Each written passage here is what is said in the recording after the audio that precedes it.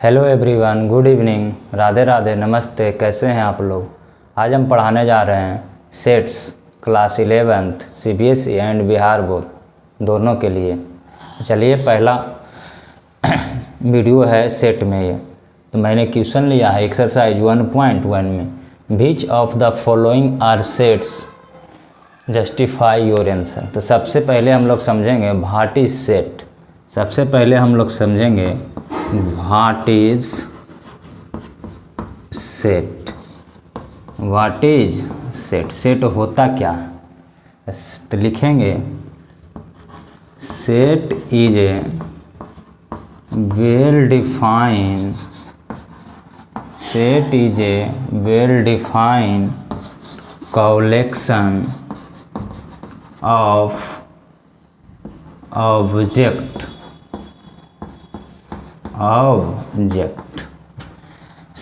और दूसरा स्टार दे के लिखेंगे collection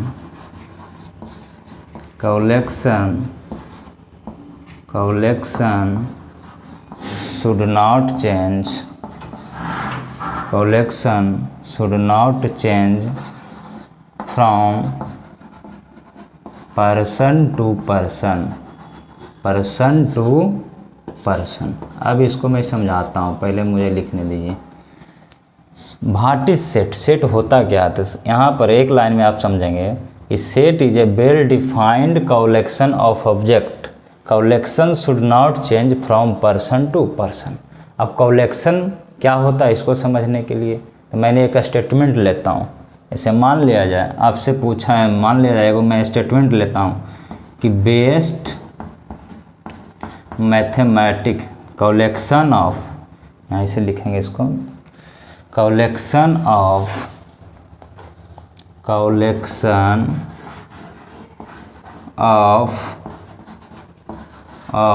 best mathematics book, best mathematics books. अब इस क्वेश्चन का जवाब है कलेक्शन बनाना है हमको। किस चीज़ के बारे में collection banana, collection of best mathematics book. तो मैंने दो स्टूडेंट को सेलेक्ट करूँगा। मान लिया जाए एक का नाम आयुष है। आयुष से मैं पूछूंगा कि बताओ तुम कलेक्शन बनाओ बेस्ट मैथमेटिक्स बुक। तो सब बच्चे का अलग अलग चॉइस होगा। कोई बोलेगा कि RD शर्मा, कोई बोलेगा RS अग्रवाल, आयुष बोला, फिर बोलेगा NCERT। एक दूसरा स्टूडेंट को मैं सेलेक्ट करूँगा, उनका नाम है पीयूष। तो वो कहेंगे कि मुझे KC सिन्हा पसंद है, मुझे KC सिन्हा पसंद है।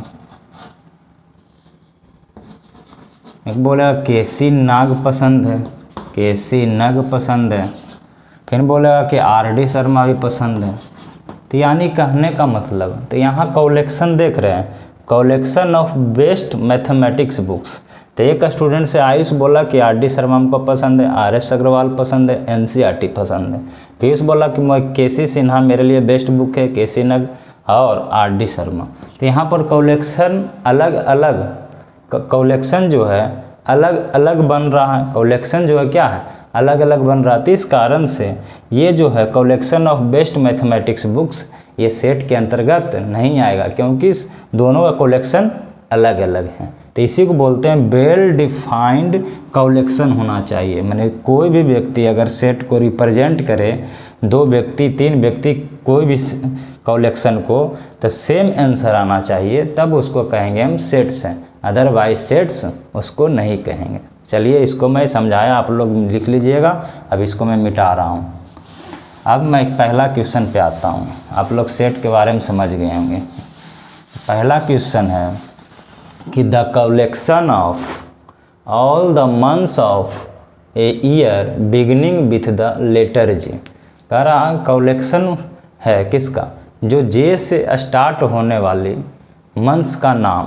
तो J से स्टार्ट होने वाले मंथ्स का नाम जनवरी है, जून है, जुलाई है।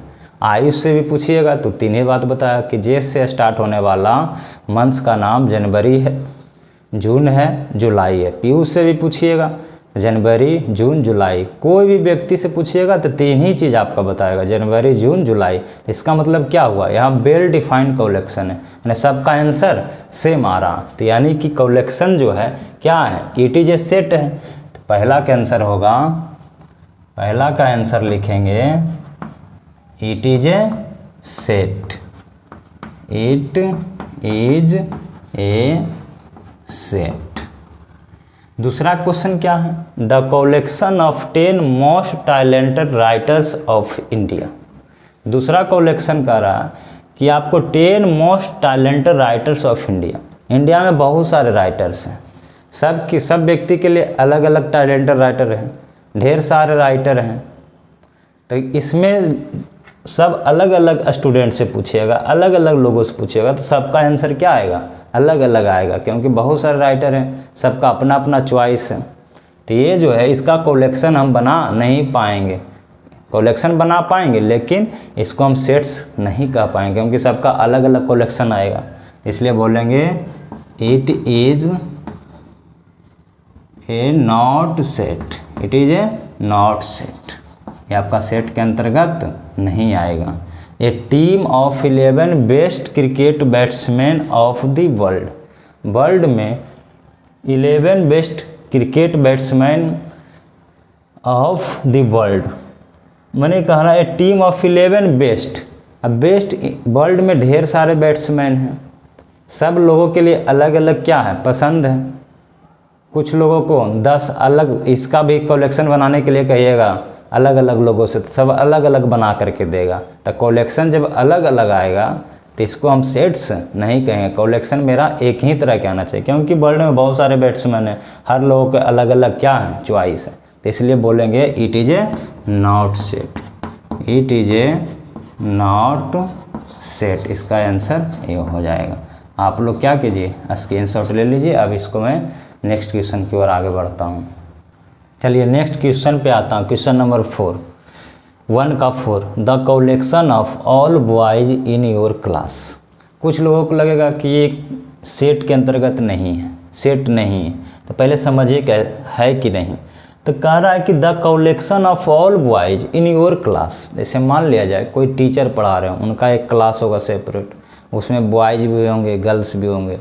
तो कोई भी उस स्टूडेंट को खड़ा कर देंगे, बोलेंगे कि इसमें कलेक्शन बनाओ ऑल बॉयज़ का, तो सब बॉयज़ का नाम सेलेक्ट करेगा, सब जितना बॉयज़ है सबका नाम लिखेगा। फिर कोई भी स्टूडेंट दूसरा स्टूडेंट खड़ा करेंगे, कहेंगे सब बॉयज़ का नाम लिखो, तो वही बॉयज़ का नाम लिखेंगे जितना कि क्लास में।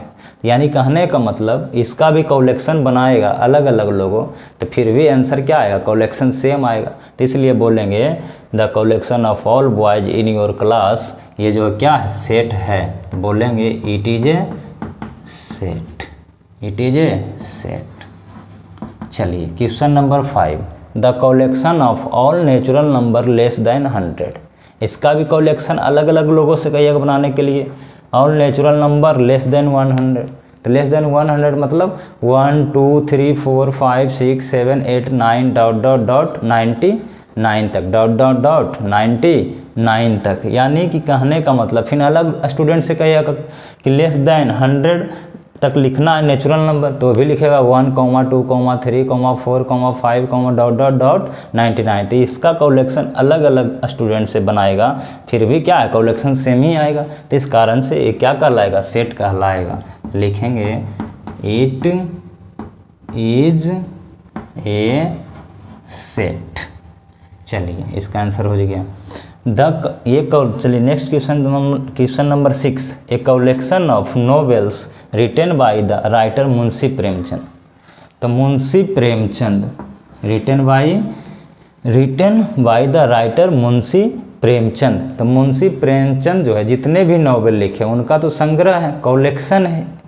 तो जो भी लोगों को कहिएगा कि मुंशी प्रेमचंद का नॉवेल जितना लिखे हैं टोटल, उसका नाम लिखो, तो सब लोगों क्या करेगा, जिनको याद रहेगा इनका नॉवेल, सब क्या करेंगे, उतना ही नॉवेल लिखेंगे, नॉवेल का नाम लिखेंगे जितना कि मुंशी प्रेमचंद लिखें। एक क्या है, एक पर्सनल व्यक्ति है, मैंने एक खास व्यक्ति मुंशी प्रेमचंद के द्वारा लिखा गया नॉवेल का कलेक्शन बनाना है। सब लोग एक ही तरह के कलेक्शन बनाएंगे, तो इस कारण से क्या कहलाएगा, इट इज ए सेट, चलिए आंसर हो गया। Question number 7, the collection of all even integer. इसका भी कलेक्शन ऑल इवन इंटीजर्स बनाएगा, तो यानी क्या करेगा, even integers 2, 4, 6, 8, dot dot dot ऐसे चलते रहेगा। फिर निगेटिव में चलेगा, -2, -4, -6, -8, -10 इस तरह से चलते रहेगा। तो सब लोग इतना ही बना पाएगा, तो इसका भी बनाना क्या है, सब लोग बनाएंगे तो एक ही तरह का कलेक्शन बनाएंगे, एक ही आंसर आएगा। तो यानी कहने का मतलब the collection of all even integer, ये भी क्या है, सेट के अंतर्गत है। तो लिखेंगे इट इज ए सेट, ये आपका क्या हो जाएगा, आंसर हो जाएगा। अब आंसर लिख दीजिए, आंसर हो जाएगा। आप लोग स्क्रीनशॉट ले लीजिए, आगे मैं बढ़ता हूँ।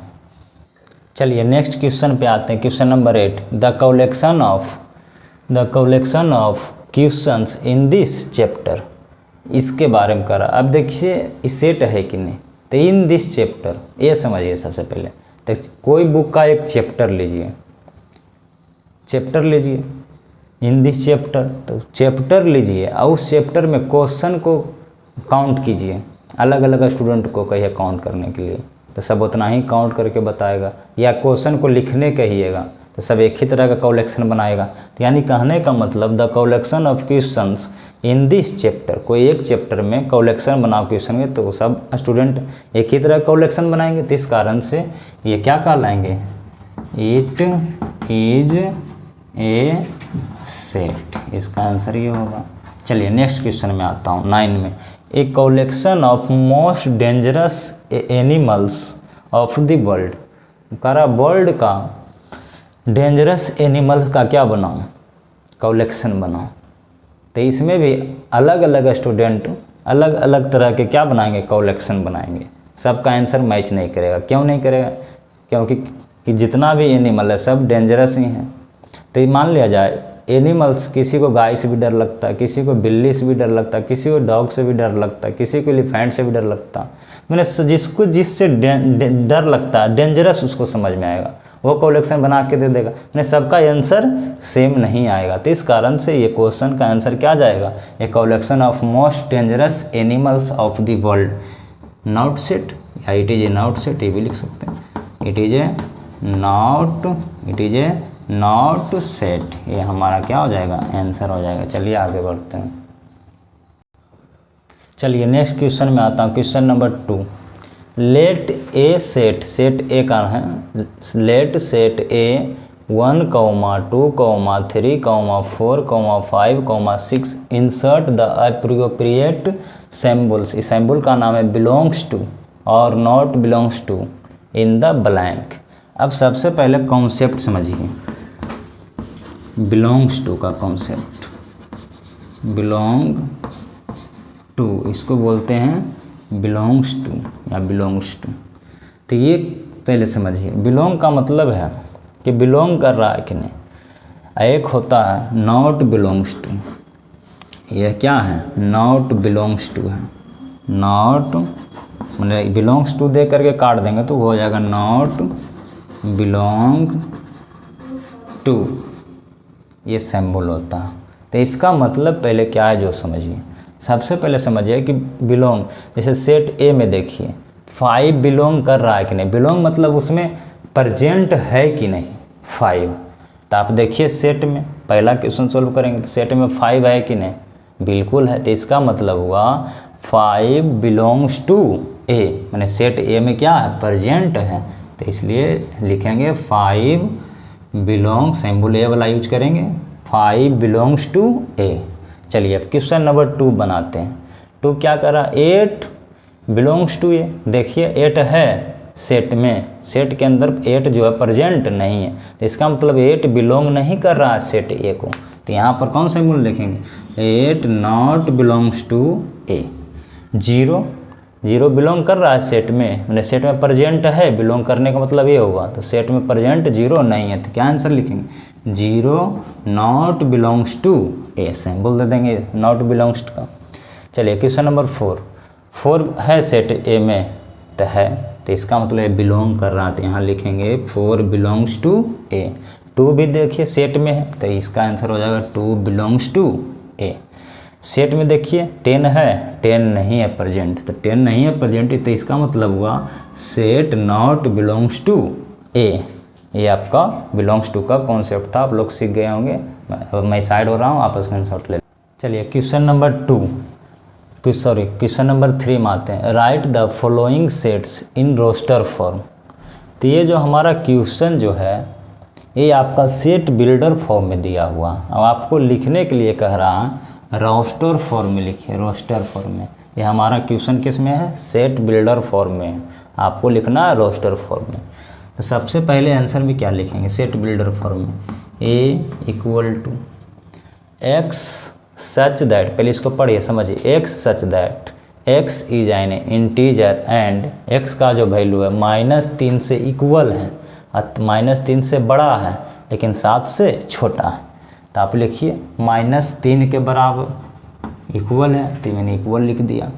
अब इससे क्या है, इससे बड़ा जाना है, तो इस -3 से बड़ा -2 होता, इंटीजर लिखना। -1 से बड़ा, -2 से बड़ा -1, -1 से बड़ा 0, 0 से बड़ा 1, 1 से बड़ा 2, 2 से बड़ा 3, 3 से बड़ा 4, 4 से बड़ा 5, 5 से बड़ा 6, 7 से छोटा होना चाहिए। 7 यहाँ लिख दीजिएगा तो गलत हो जाएगा, इक्वल हो जाएगा x का, यानी कि आपका ये क्या हो जाएगा? रोस्टर फॉर्म में आंसर हो जाएगा। Set a equal to -3, -2, -1, 0, 1, 2, 3, 4, 5, 6। चलिए क्वेश्चन नंबर 2, सेट b को बनाना है रोस्टर फॉर्म में। तो पढ़िए पहले, x such that x is a natural number less then 6। तो नेचुरल नंबर स्टार्ट कहाँ से होता है? 1 से, तो लिखेंगे 1, 2, 3, 4, 5। 6 लिख दीजिएगा तो गलत हो जाएगा। क्यों गलत होगा? कि नेचुरल नंबर लिखना लेस देन 6, यानी 6 से छोटा नेचुरल नंबर लिखना। 6 से छोटा कौन हो जाएगा? 1 से लेकर के 5 तक। ये हमारा क्या हो गया? आंसर हो गया। चलिए क्वेश्चन नंबर 3 पे आता हूँ। सेट सी इक्वल टू, पहले से पढ़िए इसको, x such that x is a 2 digit natural number लेना, 2 अंकों वाले नेचुरल नंबर लेना जो such that the sum of its digits, जब दोनों डिजिट को मैंने ऐड करेंगे तो 8 आना चाहिए। तो ऐसा नेचुरल नंबर क्या कीजिए? बनाइए। तो पहले 1 लेंगे, तो 1 7, 1 + 7 8 हो जाएगा, यानी सम 8 हो रहा। फिर 2 6, फिर 3 5, फिर 4 4, फिर 5 3, फिर 6 2, फिर 7 1, फिर क्या लिखेंगे? 8 0, 8 0 मतलब 8। देखिए सब का सब 2 डिजिट का नंबर मैंने लिखा है, सबका सम क्या हो रहा है? 8 हो रहा। तो ये हमारा क्या हो गया? आंसर हो गया। चलिए आगे बढ़ते हैं नेक्स्ट क्वेश्चन की ओर। चलिए क्वेश्चन नंबर 3 का 4 पे आता हूँ। D set D x such that x is A prime number which is divisor of 60। अब बहुत बच्चे डिवाइजर नहीं समझ पा रहे हैं कि डिवाइजर होता क्या। डिवाइजर एक तरह का फैक्टर ही है। फैक्टर का मतलब, डिवाइजर का मतलब सिंपल बात में समझिए कि 60 को डिवाइड करने वाला कौन कौन सा नंबर है, उसी को हम क्या कहेंगे? डिवाइजर कहेंगे या फैक्टर कहेंगे। तो यहाँ पे ध्यान दीजिएगा, तो लिखेंगे डी, सेट डी में क्या लिखेंगे?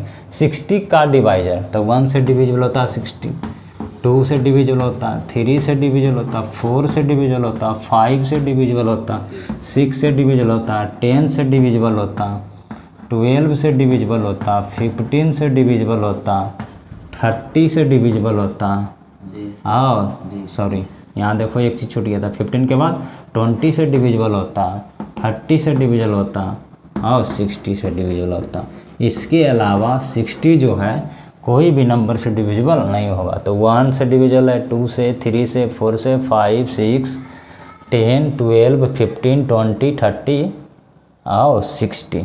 तो ये आपका क्या हो जाएगा? रोस्टर फॉर्म में आंसर हो जाएगा। चलिए नेक्स्ट क्वेश्चन पे आता हूँ।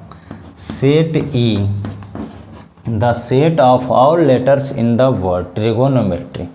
अब सेट के अंदर जो भी एलिमेंट होगा, इस क्वेश्चन का देने का मेन पर्पस वही है कि आप बार बार लिख दीजिएगा, रिपीट कर दीजिएगा लेटर को। सेट के अंदर रिपीट नहीं होना चाहिए एलिमेंट, बस ये ध्यान रखना। तो चलो मैं सेट के अंदर लिख रहा हूँ, तो टी आया तो मैंने टी लिख दिया, कौमा आर आया तो मैंने आर लिख दिया, आई आया तो मैंने आई लिख दिया, जी आया तो मैंने जी लिख दिया, ओ आया तो मैंने ओ लिख दिया, एन नहीं लिखा मैंने एन लिख दिया। उसके बाद भी देखो एन के बाद भी लेटर ओ है, तो वो देखो मेरा लिखा चुका है। जब कोई लेटर लिख देंगे तो उसको दोबारा रिपीट नहीं करेंगे सेट के अंदर। एलिमेंट, ये एलिमेंट हो गया आपका, एलिमेंट रिपीट नहीं करेंगे तो हो गया। एम, तो एम नहीं लिखें तो एम लिख दीजिए। ई भी नहीं लिखें तो ई भी लिख दीजिए। टी देखिए ऑलरेडी पहले से लिखा चुका है, अब दोबारा नहीं लिखेंगे। आर है, टी के बाद आर है तो आर भी देखो लिखा चुका है, यानी तो रिपीट नहीं करना, बस ये ध्यान रखना। बाई है, ये आपका क्या हो गया, आंसर हो गया। चलिए question number 6, set F the set of all letters in the word better. तो बी आया बेटर में लेटर, तो बी लिख दीजिए। दूसरा लेटर क्या है, ई है, तो ई लिख दीजिए। टी आया तो टी लिख दीजिए। टी देखो 2 बार आया तो 2 बार यहाँ नहीं लिखेगा, नहीं तो गलत हो जाएगा, रिपीट नहीं करना। ई आया है, देखो ई भी लिखा चुका, क्या हो जाएगा आर, ये आपको क्या हो जाएगा, आंसर हो जाएगा। चलिए आगे बढ़ते हैं। चलिए क्वेश्चन नंबर 4 पे आता है। Right the following sets in the set builder form में लिखना। सेट बिल्डर में, तो ये आपका रोस्टर फॉर्म में लिखा हुआ है, इसको लिखना है सेट बिल्डर फॉर्म में। तो सेट बिल्डर फॉर्म में लिखने के लिए आप सेट का नाम लिख लीजिए। मान लीजिए सेट का नाम मैंने यही रख देता हूँ। तो सेट बिल्डर में लिखना है, तो इस सेट बिल्डर में लिखने के लिए पहले इसको समझना पड़ेगा कि किस पैटर्न पे चल रहा। 3, 6, 9, 12, ये 3 का क्या चल रहा, टेबल है। 3 का क्या है, टेबल है। तो लिखेंगे x सच दैट x बराबर क्या है, 3n है, मैंने 3 का मल्टीपल है बोलो या 3 का टेबल बोलो, 3n, कौमा n बिलोंग क्या कर रहा, n बिलोंग नेचुरल नंबर, जहाँ n का वैल्यू क्या है, नेचुरल नंबर है। वेयर या एंड भी लिख सकते हो, एंड n का वैल्यू कहाँ से कहाँ तक है, n का वैल्यू कहाँ से कहाँ तक है। तो n का वैल्यू जो है 1 से स्टार्ट होकर के 3 एकम 3, 3 दूना 6, 3 तिया 9, 3 चौका 12। तो n का वैल्यू जो है 1 से क्या है, बड़ा है या बराबर भी है। 1 के क्या है, 1 रखेंगे तब नहीं होगा 3n। तो 1 का क्या है, बराबर है और 1 से बड़ा भी है। लेकिन यहाँ 12 तक गया, मैंने 4 तक 4 मल्टीपल है। तो 4 से क्या है, 4 से क्या है, बराबर है और छोटा है। 4 के इक्वल है और 4 से क्या है, छोटा है। 4 के इक्वल है और 4 से क्या है, n का वैल्यू छोटा। अगर कोई बच्चा इसको दोनों नहीं लिखेंगे तो यहाँ पर ऐसे लिखना पड़ेगा 5। इसका मतलब क्या होगा कि n का जो वैल्यू है 5 से छोटा है। तो मैंने इस बात को ऐसे ये भी लिख सकता है, लेकिन मैंने क्या लिखा है, दोनों सही होगा। तो n का जो वैल्यू है 4 के इक्वल भी है और 4 से क्या है, छोटा है। इसका मतलब ये हुआ। चलिए तो ये हमारा क्या हो गया, आंसर हो गया। कौन फॉर्म में, सेट बिल्डर फॉर्म में। चलिए मैं दूसरा क्वेश्चन पे आता हूँ। इसका सेट का नाम रख लीजिए सेट बी। इसको आप पहले पैटर्न को पहले पकड़िए कि 2, 4, 8, 16, 32। ये हुआ क्या, तो x सच दैट x, ये 2 का पर पावर 1, ये 2 पर पावर n का रूप का, 2 पर पावर 1 2, 2 पर पावर 2 4, 2 पर पावर 3 8, 2 पर पावर 4 16, 2 पर पावर 5 32। तो इसका मतलब है x का जो वैल्यू है 2 पर पावर n है, लेकिन n क्या है, n क्या है, नेचुरल नंबर है। क्या है, नेचुरल नंबर। एंड n का वैल्यू कहाँ से कहाँ तक है, ये पहले समझिए। 1 से स्टार्ट हुआ है यानी 1 के इक्वल है, और 1 से क्या है, बड़ा भी हो। 1 के इक्वल है 1 से बड़ा, लेकिन कै तक गया, 5 तक न गया। 1 2 3 4 5, 2 पर पावर 5 32 होता। तब 5 के क्या है, इक्वल है, अब 5 से क्या है, छोटा है। तो ये आपका क्या हो जाएगा, आंसर हो जाएगा। चलिए आगे 5, तीसरा क्वेश्चन। 5, 25, 125, 625। सेट का नाम रख लीजिए सेट सी। अब क्या है, यहाँ पर लिखेंगे x सच दैट x। इसको पकड़िए, 5 पर पावर चल रहा है यहाँ पे, 5 पर पावर 1 5, 5 पर पावर 2 25, 5 पर पावर 3 125, 5 पे पावर 4 625। तो यानी कि 5 टू दी पावर n है, जहाँ n क्या है, नेचुरल नंबर को डिनोट करते हैं कैपिटल एन से। एंड एन का वैल्यू कहाँ से कहाँ तक लाई कर रहा, मैंने एक से स्टार्ट हुआ है तो एक के क्या है, इक्वल है, और एक से बड़ा तक है। लेकिन अब आगे क्या है, कितना, 1 2 3 4, यानी 4 के इक्वल है। एन का वैल्यू 4 के इक्वल है, 4 से क्या है, 4 से छोटा भी है। इसका मतलब ये हुआ, ये क्या हो गया आपका आंसर हो गया। चलिए आगे बढ़ते हैं। चलिए क्वेश्चन नंबर 4 का 4 पे आता हूँ। ये क्या है, 2, 4, 6, डॉट डॉट डॉट। ये क्या है, 2 का टेबल भी बोल सकते हैं या इसको, या 2 का क्या बोल सकते हैं, इवन नंबर है सब। 2 4 6 8 डॉट डॉट डॉट चलते जा रहा, एक ऐसा नंबर है, इवन नंबर है। तो आप ये भी लिख सकते हैं, सेट का नाम रख लीजिए, कुछ भी नाम रख लीजिए। यानी क्या नाम रख लेता हूँ, डी नाम रख लेता हूँ। सेट डी क्या है, सेट डी क्या है, अब इसको क्या लिखेंगे, इवन नंबर है। कौन नंबर चल रहा, तो यहाँ लिखेंगे सेट डी क्या है, even number. Even 2 4 6 dot 8 dot 10 dot ऐसे क्या है, ऑल इवन नंबर भी लिख सकते हो। यानी कि ऑल इवन इंटीजर, सब क्या है, इवन इंटीजर है। लेकिन इवन कैसा इवन, पॉजिटिव इवन इंटीजर है। अब ये भी लिख सकते हैं, all even, all positive even integer, आप ये भी लिख सकते हैं, ऑल पॉजिटिव इवन इंटीजर, ये भी लिख सकते हैं आंसर में। या क्या लिख सकते हैं, ऑल इवन नंबर भी लिख सकते हैं। चलिए आगे, अब इसका मैं सेट बनाऊंगा सेट बिल्डर फॉर्म में, तो सेट ई रख लीजिए इसका नाम सेट का। 1 4 9 डॉट डॉट डॉट 100, इसका मतलब क्या है, 1 का स्क्वायर है, पहले पैटर्न समझिए, 2 का स्क्वायर है, 3 का स्क्वायर है, 4 का स्क्वायर है, 5 का स्क्वायर, मतलब क्या है, n 1 का स्क्वायर है, 2 का स्क्वायर, नेचुरल नंबर का स्क्वायर हो रहा, क्या हो रहा, नेचुरल नंबर का स्क्वायर हो। तो लिखेंगे x such that x equal to क्या चीज़ है, n, क्या हो रहा है, n स्क्वायर है। पहला है तो 1 का स्क्वायर है, दूसरा है तो 2 का स्क्वायर, तीसरा है तो 3 का स्क्वायर है, डॉट डॉट डॉट, यहाँ तक ऐसे चलेगा। और क्या है, n किसको बिलोंग कर रहा है, नेचुरल नंबर है। एंड n का वैल्यू कहाँ से कहाँ तक है, ये पहले समझना पड़ेगा।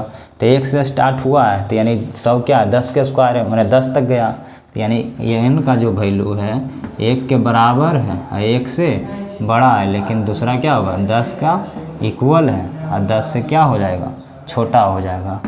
ये आंसर हो गया आपका, इसका आंसर ये था। चलिए अब आगे क्वेश्चन नंबर 6, 1 का स्क्वायर, 2 का स्क्वायर, 3 का स्क्वायर, डॉट डॉट डॉट।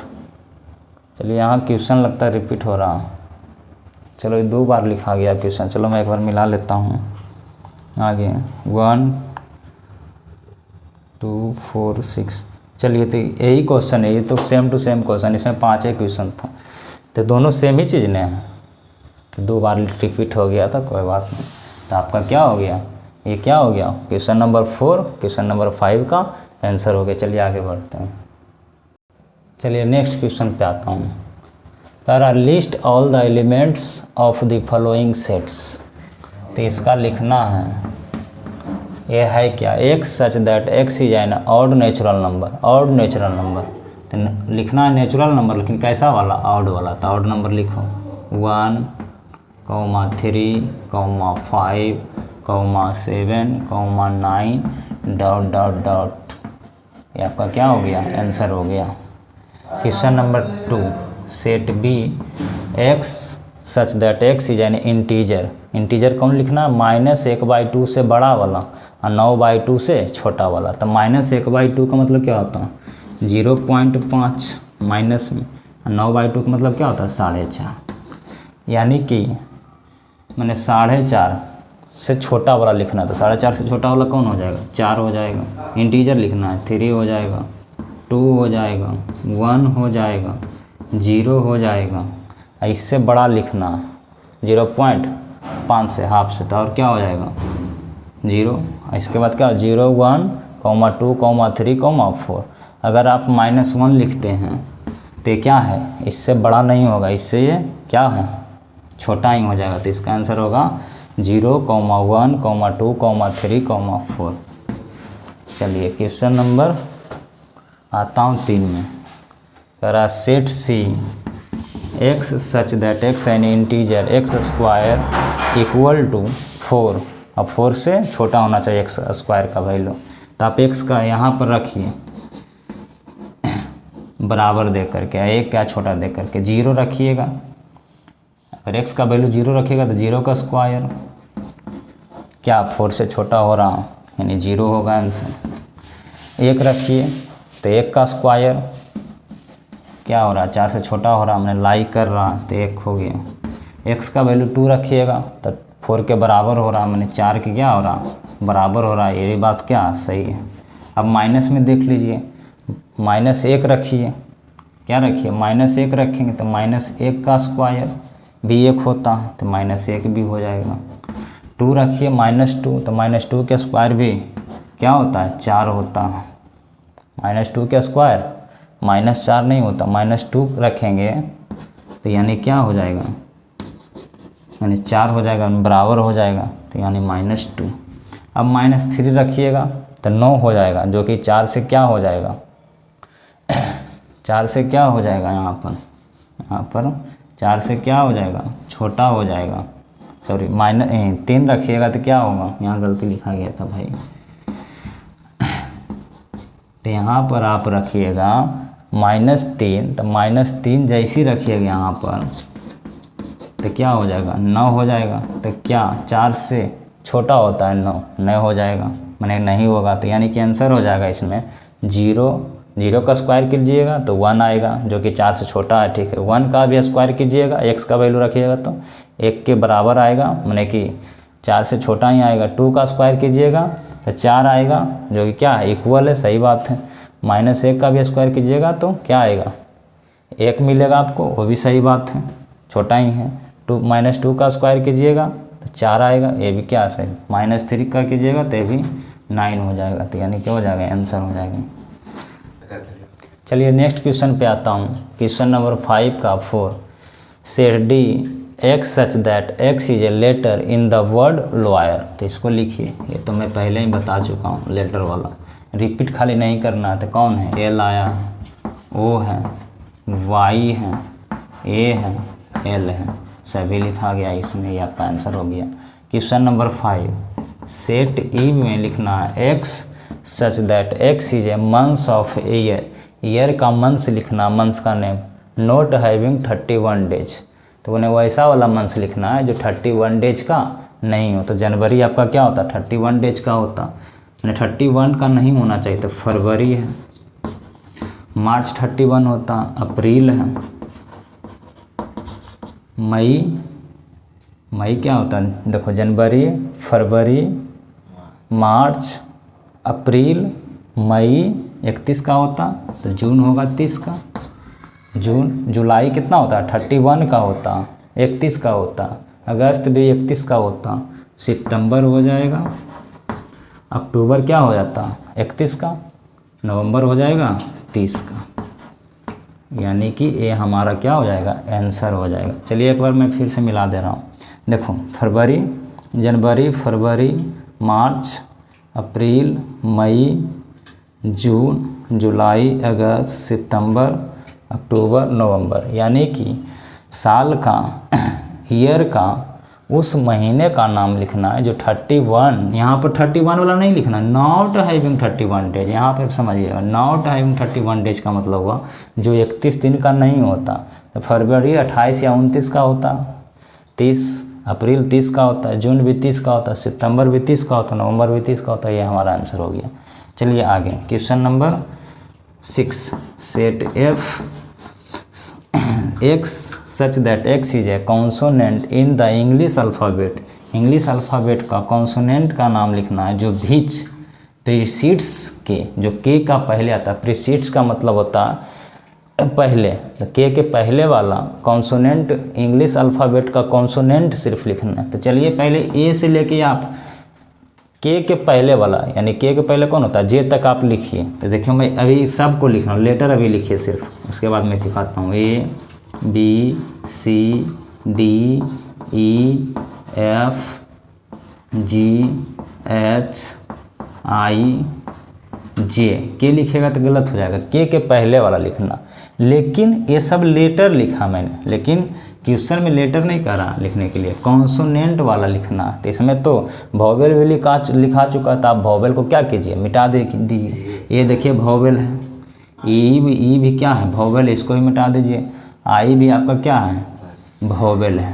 तो यानी कि आंसर आ गया आपका, सेट के अंदर एलिमेंट हो जाएगा आपका B comma C comma D comma F comma G comma H comma J. ये आपका क्या हो जाएगा, आंसर हो जाएगा। चलिए आगे बढ़ते हैं।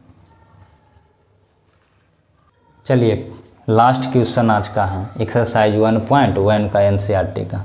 Match each of the set on the left in the roster form with the same set on the right described in the set builder form में। आप इसको मैच करना, क्या करना, मैच करना। तो सबसे पहले देखिए, इसी को देखिए ना, x such that x is a letter of the word mathematics.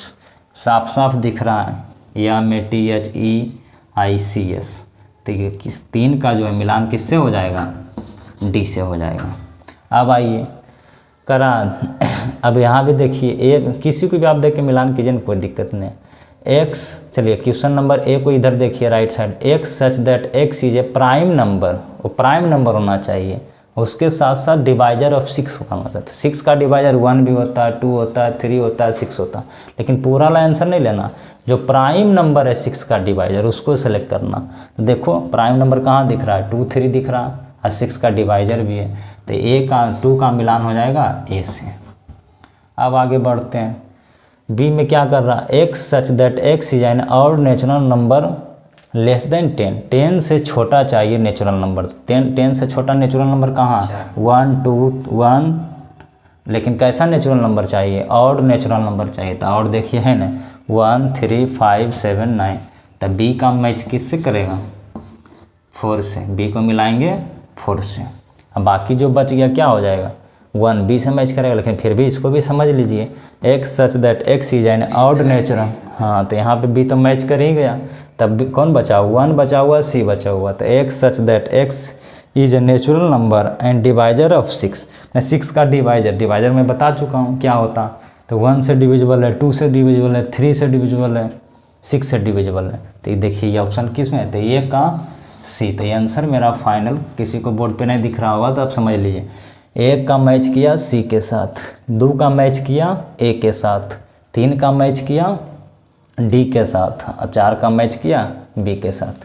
तो चलिए आज भर मैंने इतना ही तक बताया। तो एक्सरसाइज 1.1 आपका क्या हो गया, कंप्लीट हो चुका। तो नेक्स्ट वीडियो आएगा एक्सरसाइज 1.2 सेट्स का, क्लास 11th के लिए। 11th का सीरीज चल रहा।